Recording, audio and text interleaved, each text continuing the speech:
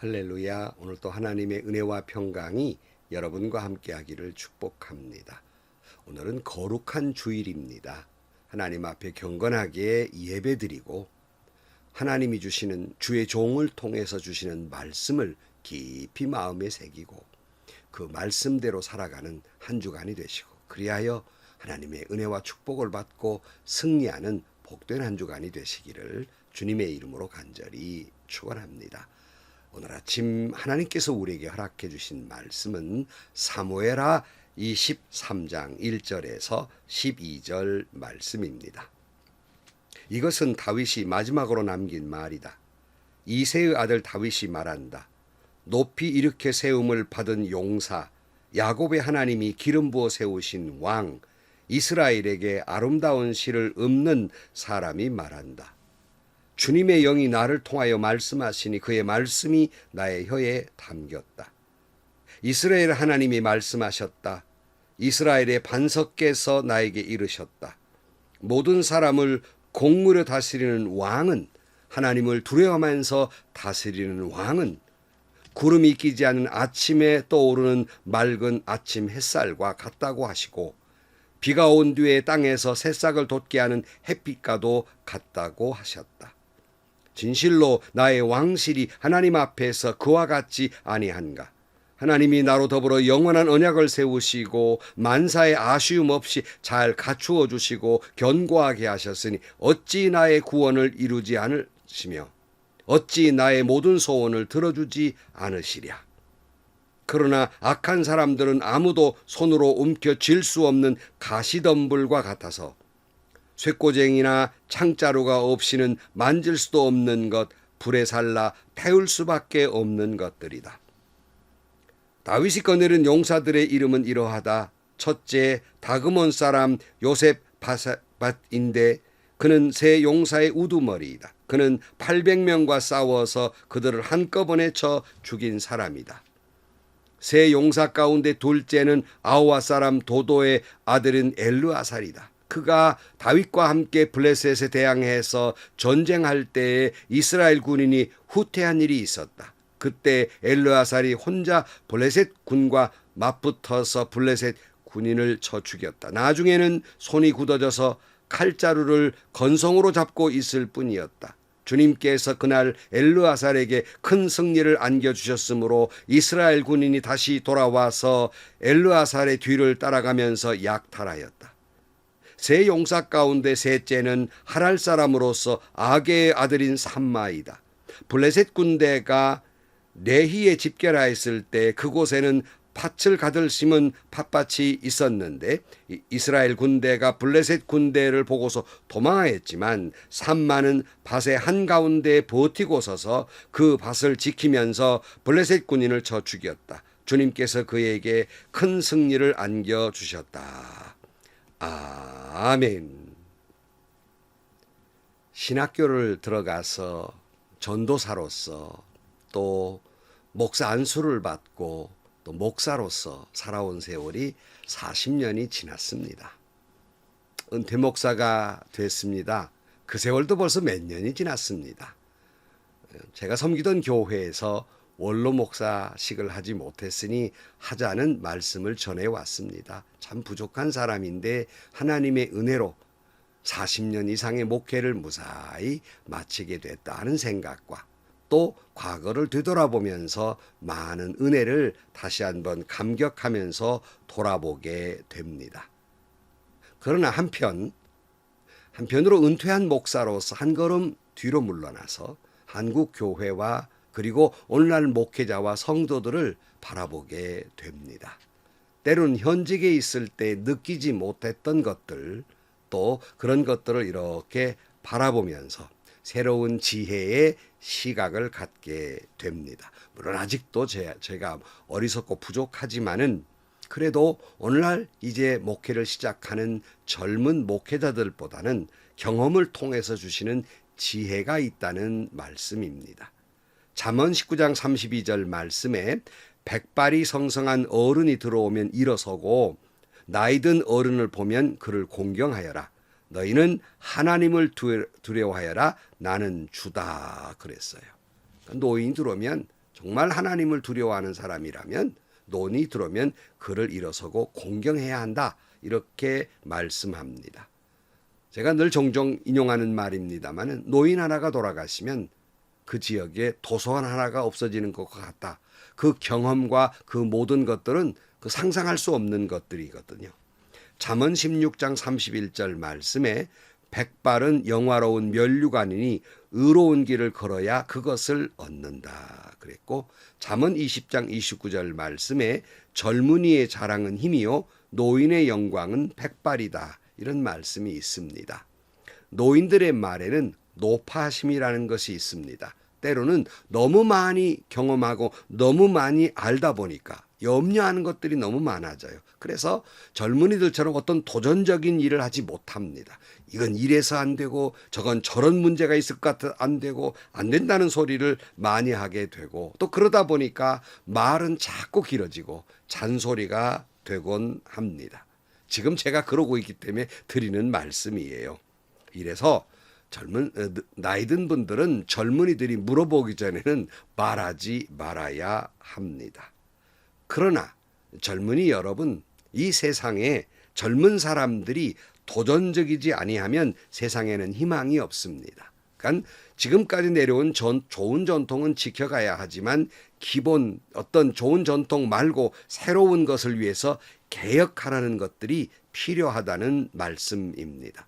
앞으로 여러분 자신이 살아가야 할 세상이기 때문에 자꾸 바꾸어 나가고 싶은 것, 그런 도전 정신, 그런 개혁 정신은 당연한 것이고 반드시 그런 정신이 있어야만 합니다. 그러나 여러분, 나이 드신 노인분들이 하는 말을 노파심이요 잔소리라고만 듣지 마시고 그분들을 통해서 지혜를 얻으셔야 합니다. 그러므로 노인들이 가급적 입을 다물어야 하지만 젊은이들은 가급적 노인들에게 지혜를 구해야 한다는 말씀입니다. 때로는 나이 드신 분들이 시대에 맞지 않는 것 같고 구시대적이며 시대를 쫓아가지 못해요. 그래서 때로는 부족해 보이지만, 그러나 그분들이 하는 그 부족한 말씀 속에서도 오랜 세월을 통해 경험한 지혜로운 말이 있다는 말씀입니다. 그분들의 지혜를 얻을 줄 아는 젊은이들이 되어야 합니다. 오늘 이제 다윗이 나이가 들어 이제 마지막 이제 유언의 말, 소위 노인의 유언의 말을 하고 있습니다. 1절 말씀에 보면 이것은 다윗이 마지막으로 남긴 말이다. 이새의 아들 다윗이 말한다. 높이 이렇게 세움을 받은 용사, 야곱의 하나님이 기름 부어 세우신 왕, 이스라엘에서 아름다운 시를 읊는 사람이 말한다. 이렇게 자신을 소개하고 있습니다. 자신을 먼저 이새의 아들 다윗이라고 소개하는 것은 자기는 한낱 목동에 불과한 사람이었다는 강한 이야기입니다. 한낱 양이나 치는 목동이었는데 하나님께서 세우신 용사가 되었고 하나님이 기름 부어 세우신 왕이 되었고 그리고 하나님을 찬양하는 사람이 되었다고 자신을 소개하고 있습니다. 여러분, 우리는 내가 누구인지를 늘 항상 깨닫고 살아야 합니다. 내가 신앙생활을 오래 하다 보니 목사가 되고 장로가 되고 권사가 되고 그렇게 되면 과거에 내가 하나님 앞에 감히 설 수도 없는 죄인이었다는 사실은 까맣게 잊고 어느덧 내가 대단한 신앙인이고 감히 다른 사람을 평가하고 재단하고 정죄하는 사람이 되어버려서 자기가 하나님 자리까지 차지해버리고 맙니다. 오늘 우리가 목사이든 장로이든, 아니 그분이 아무리 훌륭한 총회장이라 할지라도 죄인된 사람입니다. 예수 그리스도의 십자가의 은혜로 예수 믿게 되어서 총회장도 되고 목사도 되고 장로도 된 사람입니다. 우리가 할 수 있는 데는 다만 하나님을 찬양하는 사람일 뿐이라는 말씀입니다. 그런 자신을 소개하면서 하나님이 주신 말씀이 자기 혀에 있다고 말하고 있어요. 2절 말씀에 주님의 영이 나를 통하여 말씀하시니 그의 말씀이 나의 혀에 담겼다. 이렇게 말씀하고 있어요. 그러니까 성령이 다윗에게 말씀하셨고 그 말씀하신 것이 내 혀에 담겨 있다 하는 말씀입니다. 지금 그 말을 전하고자 한다 이렇게 말씀하고 있어요. 근데 여러분 다윗에게뿐만이 아닙니다. 저와 여러분에게도 성령이 말씀하여 주시고 내 심령 깊은 곳에 지금 담겨져 있고요. 그 말씀을 세상에 전해야 하는 것입니다. 자, 3절 말씀. 이스라엘의 하나님이 말씀하셨다. 이스라엘의 반석께서 나에게 이르셨다. 모든 사람을 공의로 다스리는 왕은, 하나님을 두려워하면서 다스리는 왕은 구름이 끼지 않는 아침에 떠오르는 맑은 아침 햇살과 같다고 하시고, 비가 온 뒤에 땅에서 새싹을 돋게 하는 햇빛과도 같다고 하셨다. 이렇게 말씀하고 있습니다. 그러니까 하나님이 다윗에게 맡겨주신 말씀은 다스리는 왕은 공의로 다스려야 되고 하나님을 두려워하면서 다스려야 한다. 이렇게 말씀하고 있어요. 이런 왕은 세상을 구름 끼지 않는 마치 아침 햇살과 같은 그러한 세상으로 만들어 갈 것이고, 비가 내려서 이 햇빛이 쪼임으로 새싹이 나는 것처럼 그런 왕은 세상을 소망 있게 하시고 생명을 살리는 아름다운 세상으로 만들어 간다고 말씀하고 있는 거예요. 저는 이 말씀을 읽으면서 요즘 세상을 아침 햇살 같게 하는 그 위정자, 대통령, 왕이 있을까? 정말 세상에 비 온 뒤에 햇살이 비쳐서 싹이 나는 것처럼 그렇게 생명을 살리는 위대한 대통령, 위대한 왕은 있는가? 참 불행한 일이에요. 아니, 나라를 다스리는 위정자뿐만 아니라 오늘 교회를 섬기는 리더들 가운데 정말 여러분이 섬기는 교회를 밝은 아침 햇살 같게 하고 생명을 살리는 그러한 그 빛같이 그러한 새싹이 돋게 하는 햇빛과 같은 존재는 있는가 하는 의문을 갖게 됩니다. 특별히 우리가 여기서 조심해야 될 게 하나 있어요. 교회의 리더들, 지도자들, 이런 사람들이 어떻게 해야 되느냐? 다시 말씀드리지만 공의로 다스려야 되고 하나님을 두려워할 줄 알아야 된다. 이렇게 말씀하고 있습니다. 사실은 이 말씀이라고 한 교회 리더라는 말을 우리가 할 때 사실 교회는 우리가 이끌어 가서는 안 됩니다. 교회를 이끌어 가시는 분은 하나님이세요. 그러니까 우리는 교회의 리더라는 말이 이때는 붙기도 하지만 그 리더를 어떻게 하느냐? 하나님이 교회를 이끌어 가시도록 이끌어 가는 사람. 이것이 바로 교회의 리더들입니다. 그런데 불행한 것은 오늘날 교회의 소위 지도자다, 리더다 하시는 분들이 하나님이 이끌어 가시도록 교회를 이끌어가는 것이 아니라 내가 이끌어가는 교회, 내가 리더이고 내가 지도자고 내 말대로 해야 한다고 생각하는 그러한 리더들이 많아서 교회마다 오늘 이렇게 어려워지는 것입니다.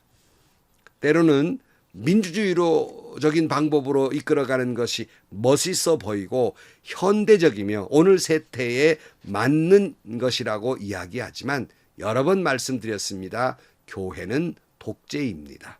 독재 그러면 알레르기 반응을 일으키잖아요. 출애굽기 23장 2절에 뭐라고 말씀하신지 압니까? 다수의 사람들이 잘못을 저지를 때에도 그들을 따라가서는 안 되며 다수의 사람들이 정의를 굽게 하는 증언을 할 때에도 그들을 따라가서는 안 된다. 그러니까 잘못된 길을 간다면 우리는 그들을 따라가서는 안 된다는 말입니다. 아무도 나를 지지해 주는 사람이 없다 할지라도 그것이 하나님의 뜻이라면 홀로 고독하게 하나님의 뜻을 선포하고 굳굳하게 나아가야 한다는 말씀입니다. 그래서 기독교는 독재라는 말은 여러분, 우리 교회는 다수결주의가 아닙니다. 민주주의도 아닙니다. 교회는 철저한 신본주의입니다. 하나님 홀로 이끌어 가는 것이 교회이기 때문에 하나님 독재라는 말씀입니다. 하나님 앞에 감히 내가 목사인데, 내가 장로인데, 내가 이 교회 리더이고, 내가 이게 지도자인데 내 말대로 해야 한다고 감히 어디서 그런 말이 나옵니까? 100사람 중에 나 한 사람이라도 하나님의 뜻이라면 그 길을 가는 것이, 그것이 신앙이며 그것이 교회이기 때문에 다 우리가 민주적인 방법으로 해야 하지만 그것이 하나님의 뜻대로 이루어져야 한다는 말씀입니다. 다시 말씀드립니다. 교회는 다수결주의도 아니고 민주주의도 아니고 신본주의입니다. 다윗도 그런데 그 길을 걸어가는데 혼자 간 것이 아니라 하나님은 그와 함께하는 용사를 두셨습니다. 그래서 이제 용사에 대한 소개가 오늘 또 되고 내일 또 계속되겠습니다만은 8절 이하 이렇게 그의 용사를 소개하고 있어요. 다윗이 거느린 용사들의 이름은 이러하다. 첫째는 다그몬 사람 요셉 바세벳인데 그는 세 용사의 우두머리이다. 그는 800명과 싸워서 그들을 한꺼번에 쳐 죽인 사람이다. 세 용사 가운데에서 둘째는 아오와 사람 도도의 아들인 엘르아살이다. 그가 다윗과 함께 블레셋에 대항해서 전쟁할 때에 이스라엘군이 후퇴한 일이 있었다. 그때 엘르아살이 혼자 블레셋 군과 맞붙어서 블레셋 군인을 쳐 죽였다. 나중에 손이 굳어져서 칼자루를 건성으로 잡고 있을 뿐이었다. 주님께서 그날 엘르아살에게 큰 승리를 안겨주셨으므로 이스라엘 군인이 다시 돌아와서 엘르아살의 뒤를 따라가면서 약탈하였다. 세 용사 가운데 셋째는 하랄 사람으로서 아게의 아들인 삼마이다. 블레셋 군대가 레히에 집결하였을 때에 그곳에는 팥이 가득 심은 팥밭이었는데 이스라엘 군대가 블레셋 군대를 보고서 도망하였다. 지만 삼마는 밭의 한가운데 버티고 서서 그 밭을 지키면서 블레셋 군인을 쳐 죽였다. 주님께서 그에게 큰 승리를 안겨주셨다. 이렇게 말씀하고 있습니다. 여기 세 용사가 나오는데 혼자서란 말이 있어요. 그러니까 다윗을 돕는 용사들도 이스라엘 군인들이 무서워서 도망을 가도 혼자서 꿋꿋이 남아 싸워 이겼다는 거예요. 다시 말씀드립니다. 기독교는 독재예요. 다른 사람이 다 따르나도 그것이 하나님의 뜻이라면 나는 굳굳이 서서 그것을 지키고 나가야 한다는 말씀입니다. 네, 여러분 여기서 다윗 곁에 세 용사를 두셨듯이 하나님은 다윗을 위대한 왕으로 기름 부어 세우시고 그를 이끌어가는 과정 속에서 쉽지 않은 길을 그가 걸어왔다는 거 우리가 너무나도 잘 알고 있습니다. 그 길을 걸어가는데 하나님이 역사 가운데서 어떤 일이냐면 사람을 통하여 그를 돕게 하신다는 거예요. 하나님의 사람으로 빚어가고 하나님의 뜻을 이루어 가는데 하나님께서 그를 돕는 사람을 붙여주셨다는 겁니다. 사랑하는 성도 여러분, 오늘 또 우리가 하나님의 뜻 가운데 하나님의 뜻을 이 땅에 이루어가는 과정 속에서 나홀로 가는 것이 아닙니다. 하나님은 내 곁에 나를 사랑해주고 위로해주고 그러기에 나를 위해 기도해주고 여러 모양으로 나에게 협력해주는 사람들을 붙여줍니다. 그러니까 우리가 이 모든 것을 이루어가는데 오직 주님만 바라보고 나아가지요. 그러나 내 곁에 하나님이 보내주신 동역자들과 함께 하나님의 뜻을 이루어 가는 것입니다. 이 말씀 내일 아침 다시 이제 또 살펴보겠습니다.